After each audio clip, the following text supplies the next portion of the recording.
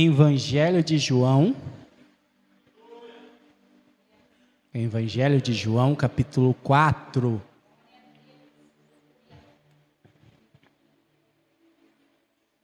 Nós vamos ler do 46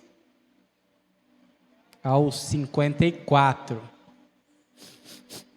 Evangelho de João, capítulo 4. Do 46 ao 54. Está escrito assim: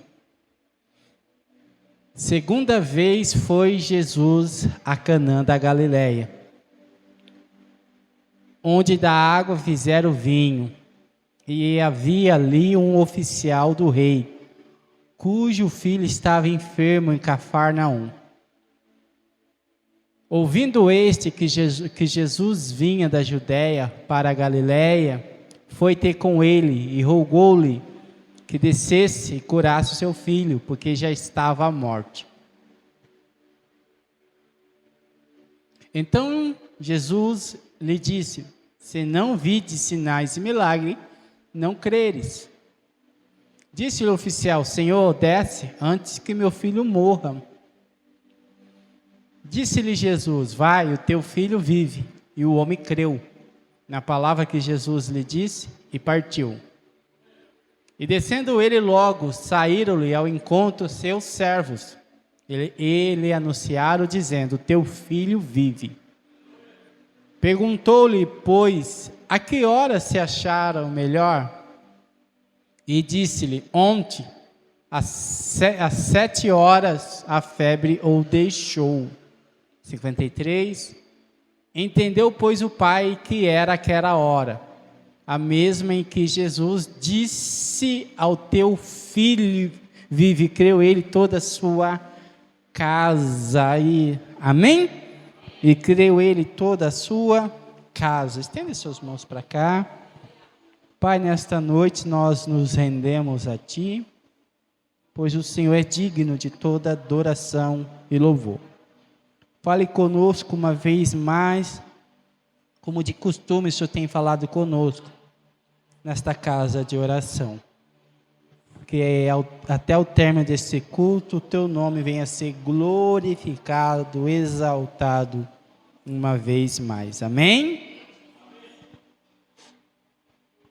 Irmão, Jesus, ele esteve presente várias vezes em algumas cidades. Por exemplo, Cafarnaum foi a base do ministério de Jesus. Cafarnaum era um local estratégico, era quase uma cidade de porto ali, onde ficava fácil de Jesus imigrar, fazer embarcação. Então, a base do ministério de Jesus foi Cafarnaum. E Jesus passou por algumas cidades. E registrada na Bíblia, Jesus esteve só 2 vezes em Canaã. E Canaã da Galileia, irmão, era uma província muito pequena. Não chamava tanta atenção.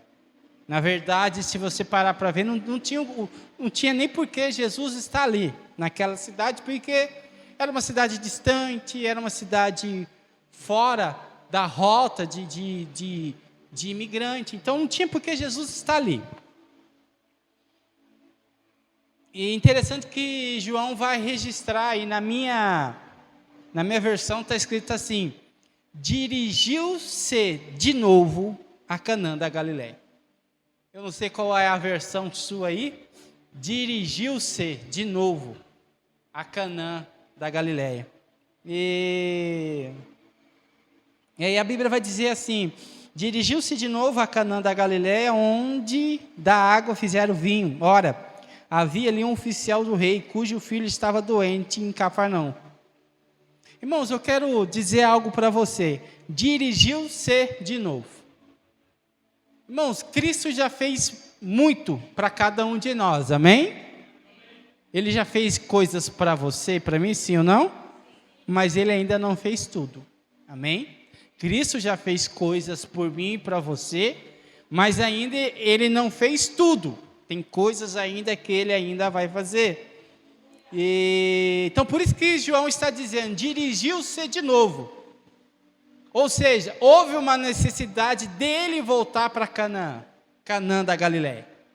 Ou seja, a primeira vez que ele esteve ali, irmão, ele fez um milagre que a Bíblia vai deixar registrado, onde ele estava em um casamento, aonde faltou-se vinho.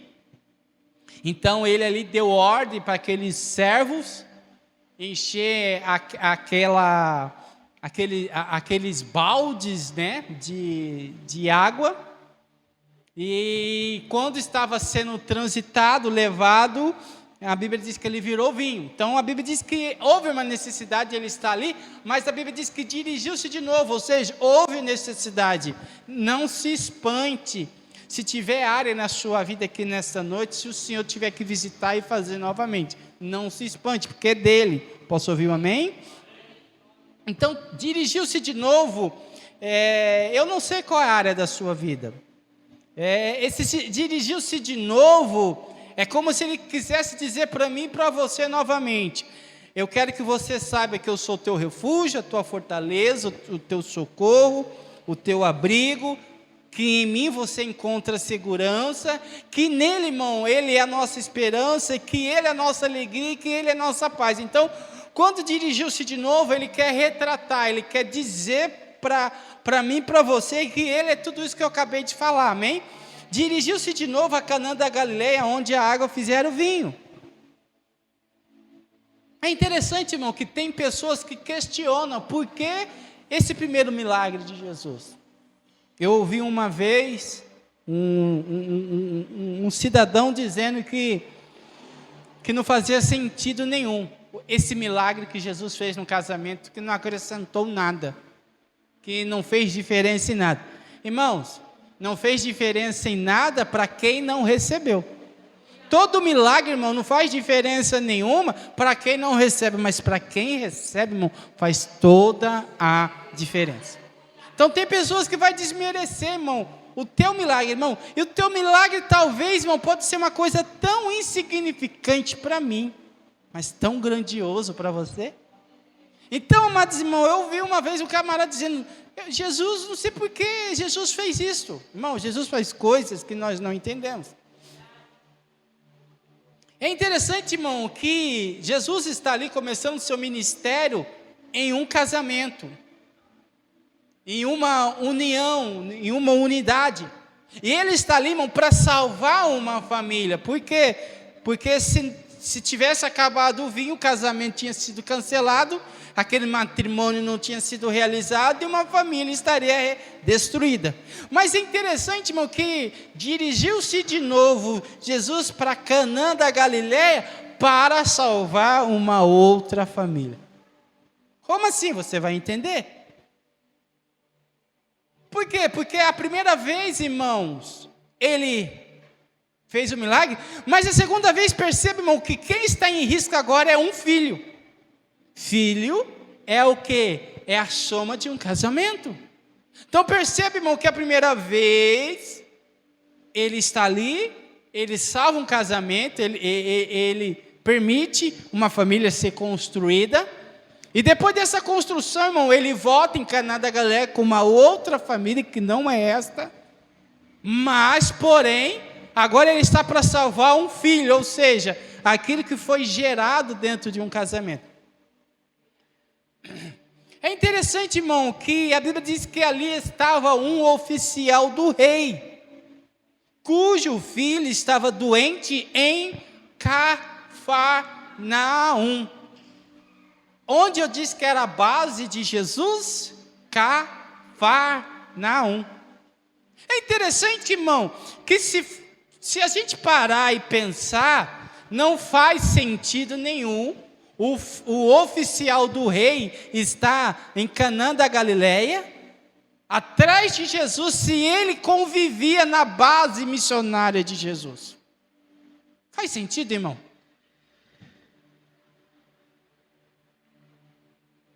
Ou seja, irmão, aquele oficial poderia, sentar, cruzar os braços e falar: vou esperar Jesus voltar. E talvez esse é o nosso mal. Cruzar os braços, sentar e esperar que Jesus vai voltar naquele lugar. Esse homem me chama a atenção, irmão, que se você não se mover para certas áreas da sua vida, aquilo que é promessa pode morrer na tua vida. Cafarnaum, irmão, Jesus fez vários milagres em Cafarnaum. Se você ler, a maior parte dos milagres de Jesus foi em Cafarnaum. E talvez, irmão, por alguns dias, esse oficial, vendo que o seu filho estava doente, ouvindo falar dos milagres que Jesus fez em Cafarnaum, procurou saber aonde está Jesus. Eu preciso o encontrar, porque o meu filho está doente. E talvez a notícia é: ele não está hoje na cidade, ele está peregrinando. E de repente ele diz aonde ele está. Ouvimos falar que ele foi para além da Judéia, lá para Canaã da Galileia. Irmão, era uma distância que para nós hoje não é nada, mas naquela época era aproximadamente de 25 a 35 quilômetros. Para nós hoje, irmão, não é nada, mas naquela época é uma distância considerada longe.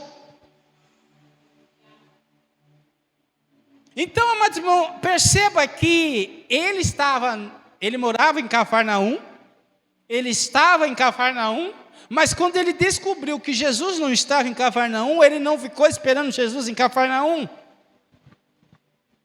Então, amados irmãos, ele vai sair deixando o seu filho em risco, com grande possibilidade de morrer.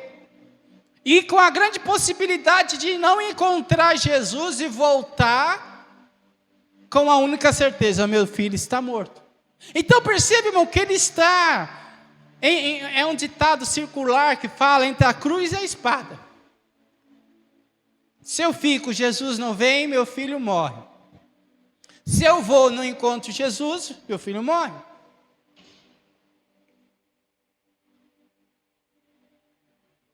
Existe circunstância, irmão, que nós devemos nos posicionar. Existe situação que nós precisamos. Percebam, irmão, que ele saiu em busca.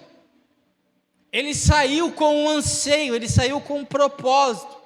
E a Bíblia diz assim: buscar-me-ei e achareis quando me buscares de todo o vosso coração. Ele só tinha um propósito. Quando nós, irmão, nós podemos ficar em casa e achar que Jesus vai abençoar a gente em casa, e Ele pode abençoar. Mas quando nós saímos da nossa casa, em direção à casa do Senhor, para orar, adorar e louvar, irmão, é um passo gigantesco em direção dEle. Você vai ver milagres sendo recebidos para aquelas pessoas que sempre buscou, se posicionou, e que uma bênção do Senhor possa vir sobre a sua vida, só pelo fato de você estar aqui nesta noite. Posso ouvir um amém? Aquela mulher que o profeta Eliseu disse que ela ia ter um filho, a Bíblia vai dizer, irmão, que aquela criança morre, o filho dela, ela deixa aquela criança em cima da cama do profeta Eliseu, e vai à direção de Eliseu, clamar pelaquela criança. Qualquer um outro, irmão, teria qualquer outra posição. Qual? Morreu? Enterra. Se fosse outro pai aqui, talvez, irmão, iria abrir mão do seu filho. Mas não, como aquela mulher perseverou indo até em direção ao profeta Eliseu, esse pai se posicionou. Tendo ouvido dizer que Jesus viera da Judéia para a Galiléia, foi ter com ele e rogou-lhe que descesse para curar seu filho que estava à morte. Aquele oficial chega até Jesus e clama, roga e falando: Senhor, vá até a minha casa, porque o meu filho já está à beira da morte. Percebe, irmão, que ele tem um foco. Quando ele chega em Jesus, ele tem um. Qual é o seu foco nesta noite? Eu gosto sempre de dizer que quando nós chegamos diante de Jesus, nós temos que ter um foco. Sabe aquele foco que você abre a geladeira e você fecha a geladeira e você não pega nada? Só eu? Só eu? Não é esse foco, viu, irmão? Não é esse foco.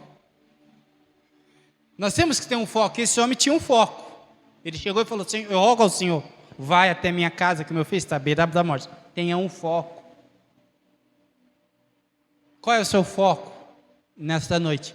Porque a Bíblia vai relatar: pedi e dar-se-vos-ei, buscai e encontrarei, batei, abri-se-vos-ei, porque aquele que pede recebe, o que busca encontra, o que bate, abre-se-á. Perceba que ele está sendo estratégico. Ele está indo pedir, ele está indo buscar, ele está indo bater. Então Jesus lhe disse: se porventura não vide sinais e prodígios, de modo nenhum creres. Rogou-lhe o oficial: Senhor, desce antes que meu filho morra. Quando Jesus disse assim: se porventura não vide sinais e prodígios, de modo algum não creres, Jesus estava referindo isso com a multidão, irmão. Porque alguns dias a multidão estava pedindo sinais para Jesus. Alguns dias a multidão que já tinha comido, que já tinha se saciado, estava pedindo sinais para Jesus. Então Jesus olhou para aquela multidão e disse: se não verem sinais, não creres.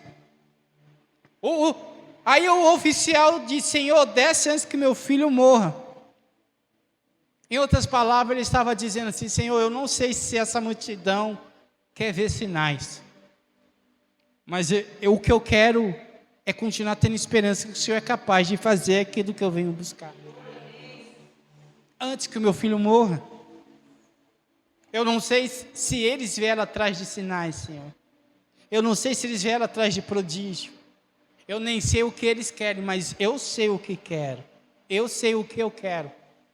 E eu sei que meu filho está à beira da morte. E se o Senhor não intervir e não fazer milagre, ele vai morrer. Irmão, perceba que neste dia, você acha que ali em volta, em redor, só tinha esse menino doente? Você acha que no meio da multidão não tinha pessoas enfermas, doentes? Percebe, irmão, que o privilégio de buscar o Senhor é para poucos, irmão. Por quê? Porque o Senhor, Ele responde às nossas orações. Tinha várias crianças doentes naquele dia. Provavelmente naquele dia muitas crianças faleceram, pessoas morreram naquele dia. Mas a morte não ceifou a vida daquele menino naquele dia, porque alguém foi rogar por aquele menino. Então, amados irmãos, perceba que havia várias gente enfermas naquele dia e que não foi contemplada, não foi alcançada, porque ninguém clamou por ele. Então perceba, irmão, que há poder nas nossas orações, nas nossas intercessões.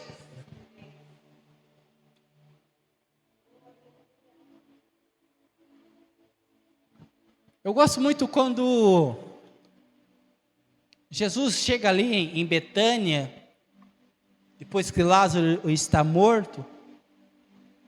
A Bíblia diz que Marta vai até Jesus, conversa com Jesus, e aí pede para Marta chamar Jesus.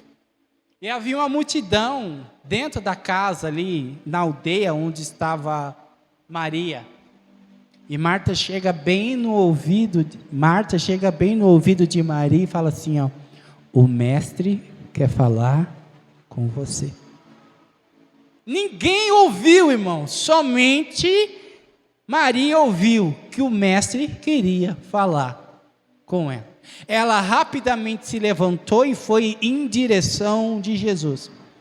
Existem dias, existem horas e existem momentos que nós vamos estar no meio da multidão E o Espírito Santo vai sussurrar no nosso ouvido dizendo: nesta noite o Mestre quer falar com você. Ou seja, é exclusivamente com você. E talvez essa palavra seja exclusivamente para alguém, eu não sei.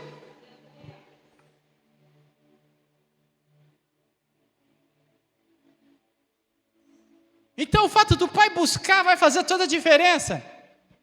Vai, e disse-lhe: teu filho vive. O homem creu na palavra de Jesus e partiu. Vá, que o seu filho vive. E ele creu e partiu. Ele duvidou? Por que nós duvidamos?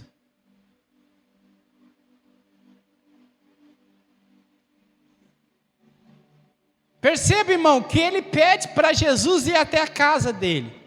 E Jesus fala: eu não vou, mas o seu filho vive. Irmão, ele andou, irmão, quilômetros e quilômetros para um propósito: chamar Jesus para ir para a casa dele. Mas não foi como ele queria, mas o resultado foi como ele queria. Talvez o processo que você quer, você está esperando de uma forma, e o Senhor está falando: não, meu resultado vai ser como você quer, mas não da sua forma. Então percebe, irmão, ele vai ter que aplicar a fé. Ele vai ter que aplicar a fé. Diz: teu filho vive. E agora ele é obrigado a crer, acreditar em uma só palavra: que o filho dele vai viver. É interessante, irmão, que agora ele volta para casa deixando Jesus. E é interessante, irmão, que ele não duvidou. Irmão, a dúvida, no fundo do fundo, é uma incredulidade. Eu me lembro uma vez, um pastor, acho que eu já relatei aqui. Um pastor estava orando para o povo, e o Espírito Santo falou assim: ora, porque vai haver cura. E aí então ele começou a orar. E de repente chamaram ele e falou: ora por esse senhor, que ele tem problema nas pernas. E ele foi orar, mas ele falou assim: deixa eu ver os problemas da perna desse senhor. E quando levantou a calça, irmão, cheio de ferida. Na hora ele ficou com medo de orar. Por quê, irmão? Porque, irmão, a fé não é o que vemos. E o Espírito Santo falou para ele: fecha o olho e ora. Porque, irmão, a fé é isso, irmão. Às vezes é você fechar o olho e acreditar que quem vai fazer é Deus, não é você. Então, quando o Senhor falou vá, ele teve que crer, irmão, e tomar posse daquela palavra. Porque, irmão, uma única palavra, repita comigo: uma única palavra da parte do Senhor pode mudar tudo na minha vida. É interessante que a primeira vez que Jesus vai em Canaã da Galileia, ele ouve e atende o pedido de uma mãe. A segunda vez que ele está em Canaã da Galileia, agora ele vai ouvir o pedido de um pai. Imagine, a mãe clamou, ele atendeu. O pai clamou, ele atendeu.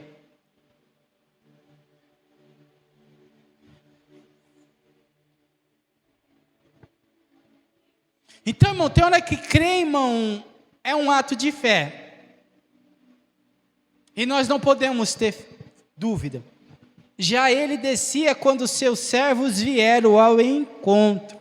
Irmão, ele se despede de Jesus e ele está indo embora. E no meio do caminho ele encontra os servos vindo. Imagine a cena. Ele indo e do lado: Senhor, Senhor, Senhor.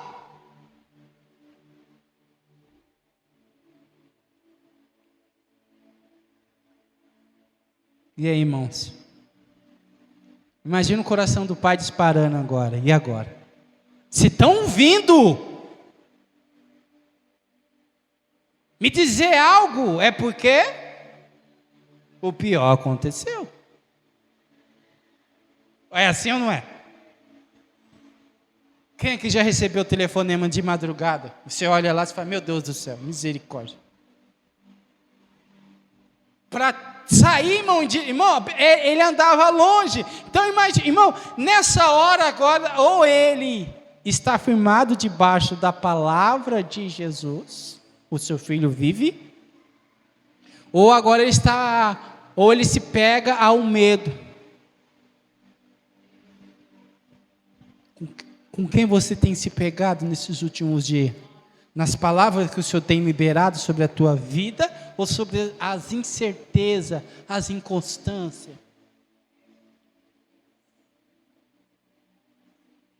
Sabe por quê, irmão? Porque Jesus disse assim para os mensageiros que vieram até ele, quando Marta e Maria comunicou. Marta e Maria falou assim, vai até o mestre e diz que Lázaro, a quem ele ama, está doente. O mensageiro vem até Jesus e fala, não, Lázaro não vai morrer. Então os mensageiros chega até Marta e Maria e falou assim, ô Marta, Maria, Jesus disse que Lázaro não vai morrer. Como que não? Já está enterrado. Como que não vai morrer? Já está enterrado. Percebe, irmão? Que Jesus disse que não ia morrer. Imagina, irmão, imagina essa circunstância, irmão. Era o segundo milagre, irmão, de Jesus. Deixa eu te dizer. Há situações que está acontecendo por esses dias, que o Senhor disse que iria fazer. Mas qualquer ventinho você está duvidando e o teu coração está com temor e com medo que não vai acontecer. E o Senhor te trouxe aqui nesta noite e vai te fazer ouvir essa mensagem só para dizer assim, eu liberei uma palavra sobre a tua vida e está de pé, não temas.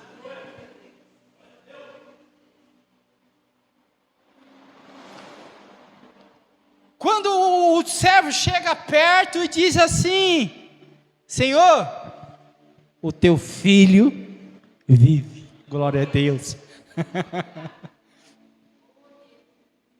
O teu filho vive. Então ele indagou. Ele falou assim, meu filho está vivo, A partir de que hora ele melhorou? Ontem, Senhor, ontem. Na 7ª hora, que é às 13 horas. Então, irmão, ó, para você ter uma ideia de distância, 24 horas, ele tem um encontro com Jesus, Jesus libera uma palavra, ele está voltando para a casa dele, 24 horas depois ele está tendo uma resposta. Percebe, irmão? Olha só o tempo de angústia, de inquieteza que esse pai está vivendo. Que hora que o meu filho ficou bom? Ontem, na hora 7ª, a febre o deixou. Então ele lembrou que era às 13 horas quando Jesus disse, vá, porque o seu filho vive. Percebe, irmão? Que dentro da palavra do Senhor houve um tempo, e o que Jesus liberou se sustentou. Irmãos, aquilo que o Senhor tem liberado sobre a tua vida, Ele vai sustentar. Não é o tempo que vai apazigua o teu coração. Ele acreditou, irmão, e pronto. Sabe, irmão, às vezes nós confiamos em tantas coisas, irmãos, menos em Deus. Eu tenho um amigo, irmão, que ele torce para o Guarani. E aí eu falo, você tem fé, meu amigo? Ele brinca comigo, ele falou, por quê? Rapaz, por esses dias seu time estava na Série D, agora subiu, e você continua torcendo. Ele falou, eu nasci para sofrer. Aí o Espírito Santo falou assim, tá vendo? Ele tem fé no time dele. Mesmo o time dele indo mal, às vezes, já foi campeão brasileiro, mas ele tem fé que um dia o time dele vai ser quem foi um dia no auge. Agora em mim, tem gente que duvida, tem medo e tem insegurança.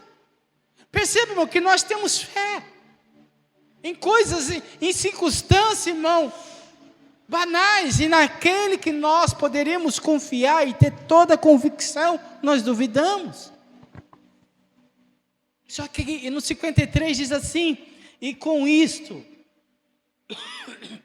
reconheceu o Pai, se aquela precisamente a hora em que Jesus lhe disse, teu filho vive, e creu ele e toda a sua casa. Houve cura, houve salvação, porque a Bíblia diz que toda a sua casa passou a crer em Jesus. Quantos milagres o Senhor já fez na nossa vida, e a nossa família, quando eu falo família, casa, que mora com a gente, duvida e não serve Jesus. Então percebe, irmão, que aquele ato, aquele comportamento de Jesus trouxe salvação para todo um lar. Quantos milagres nós recebemos e ainda vamos receber? Mas por que a nossa família não crê? Aí a Bíblia diz assim, foi esse o segundo sinal que Jesus fez, depois de vir da Judéia para a Galiléia. Para a gente orar, irmão.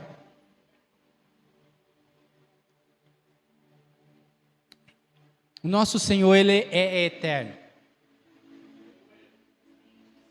Mas também Ele sabe que existem situações no presente século que precisa acontecer na tua e na minha vida. Ele sabe que nós somos eternos, Ele é eterno, mas Ele sabe que nós não vivemos dentro do tempo presente da eternidade. Que nesse século presente nós temos medo, angústia, inseguranças, incertezas, dias maus. E se não houver a intervenção dele, irmão, nós padecemos. Então ele age nesse presente século, irmãos, porque ele sabe, irmãos, que se não for a intervenção dele na nossa vida, nós vamos padecer. Então eu não sei o que você está precisando, mas debaixo desta palavra, que você possa acender o teu coração e depositar toda a sua fé nele e crer, irmão, que as palavras que ele já liberou, vai liberar, vai acontecer, para que o nome dele venha a ser glorificado. Assentado mesmo, curva sua cabeça por um momento, eu quero orar, para que nós possamos voltar para a nossa casa nesta noite.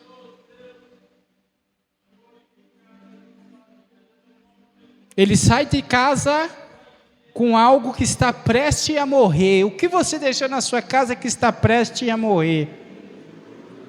Porque o Senhor pode reverter em vida agora. O que você entrou aqui que está prestes a ser sepultado, porque diante dele essa situação possa ser revertida e voltar a viver.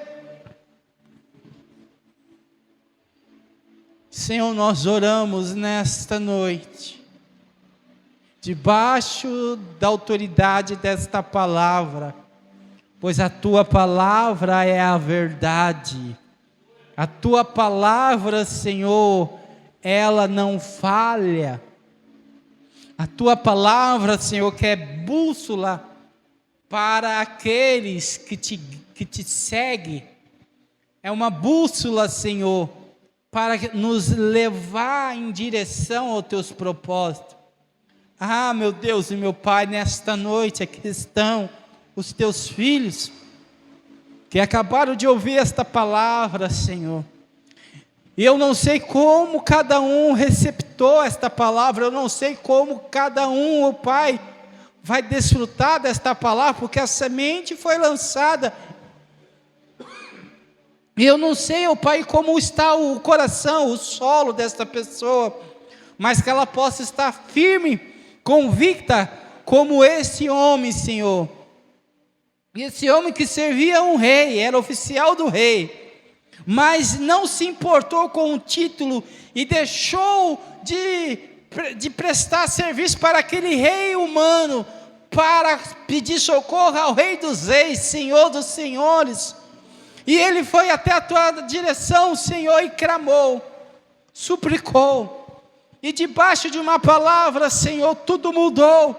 Onde a morte ia habitar, Senhor, a morte teve que bater em retirada, a morte teve que se retirar, a morte teve que ser posta para fora daquele lar. E eu quero orar, Senhor, nesta noite, porque talvez em alguns lares a morte está chegando, a morte está anunciando a derrota, o fracasso, a desistência, mas a tua palavra vem ao contrário nesta noite, Senhor.